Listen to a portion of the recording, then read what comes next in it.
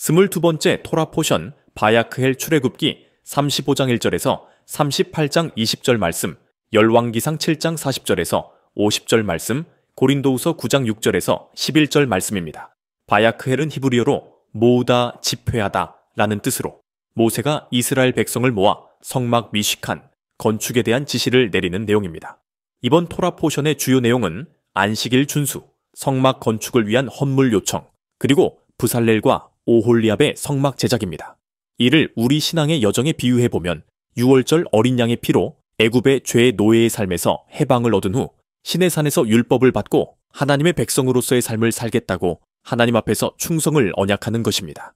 기독교는 일반적으로 개인적인 구원에 초점을 두지만 성경은 하나님의 백성으로서 만들어져가는 집합적인 구원을 말하고 있습니다. 그러므로 모으다, 집회하다 라는 뜻을 가진 이번 주 토라 포션 바야크헬은 하나님의 백성으로서 모이는 공동체를 보여줍니다.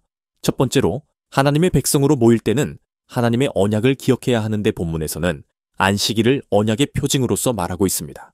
출애굽기 31장 12절에서 17절 말씀입니다.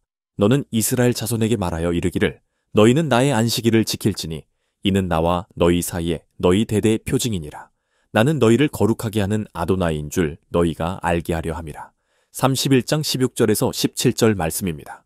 그러므로 이스라엘 자손이 안식일을 지켜서 그것을 대대로 영원한 언약으로 삼을 것이니 이는 나와 이스라엘 자손 사이에 영원한 표징이며 나 주가 엿새 동안에 하늘과 땅을 만들고 일곱째 날에 일을 마치고 쉬어 평안하였음이니라 하라. 분명히 하나님께서 모세를 통해 말씀하시기를 안식일은 하나님과의 계약을 맺은 그분의 백성의 증거라고 하셨습니다. 오늘 본문 35장 2절에서도 분명히 말씀하십니다. 엿새 동안은 일하고 일곱째 날은 너희를 위한 거룩한 날이니 주께 엄숙한 안식일이라. 누구든지 이 날에 일하는 자는 죽일지니. 안식일 제정은 믿는 자들을 하나님의 백성으로 만들기 위함입니다. 안식일이 예표하는 것은 이 세상의 역사가 예수와의 재림으로 끝이 나고 이후 하나님의 나라가 임하는 때가 오는데 바로 그 때를 미리 보여주는 것입니다. 유대인들은 안식일의 진정한 의미를 충분히 이해하지 못했기 때문에 안식일을 지키기 위해 만든 종교적인 법에 집중하게 되었고 예수와께서 안식일에 행하신 치유의 사역도 이해하지 못했습니다. 예수와께서 안식일에 치유하신 것은 천년 왕국이 6천년 인류 역사의 회복의 시간임을 보여주신 것입니다. 예수와는 안식일의 본래 의미가 하나님의 선한 일, 즉 자비, 회복, 생명을 살리는 것이라고 가르치셨습니다. 안식일은 일을 중단하라는 의미를 넘어서 하나님의 회복의 역사가 일어나는 것을 말합니다. 또한 이번 주 본문은 성전의 재료가 곧 성도들이라는 것을 가르쳐줍니다. 너희가 하나님의 성전인 것과 하나님의 성령이 너희 안에 거하시는 것을 알지 못하느냐.